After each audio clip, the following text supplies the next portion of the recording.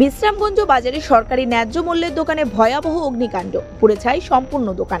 ঘটনাস্থলে দুটি দমকল ইঞ্জিন। বিশ্রামগঞ্জ বাজারে সরকারি ন্যায্য মূল্যের দোকানে ভয়াবহ অগ্নিকাণ্ড ঘটে বৃহস্পতিবার। ঘটনায় পুড়ে ছাই হয়ে যায় সম্পূর্ণ দোকানটি। ঘটনাটি ঘটে গভীর রাতে।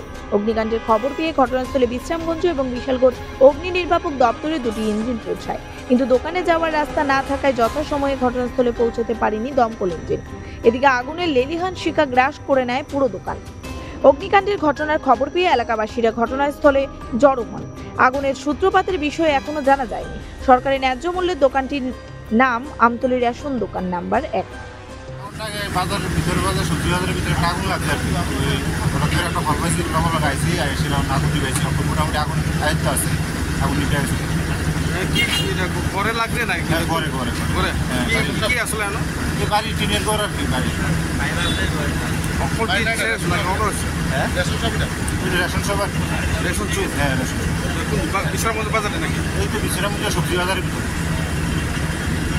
কয়টা ইঞ্জিন আমার লাগছে? আমরা 3টা গাড়ি আছে। মানে আপনারা কয়টার সময় খবর পাইছে এটা? এটা এখন তো টাইমটা খেলা ঠিক আধা ঘন্টা হয়ে গেছে। গাড়ি কি আমরা শুধু বিশ্রামগঞ্জ আসছে? বিশ্রামগঞ্জের থেকে আছে, বিশালগড় থেকে আছে। কয়টা ইঞ্জিন আছে? টোটাল 3টা ইঞ্জিন আছে।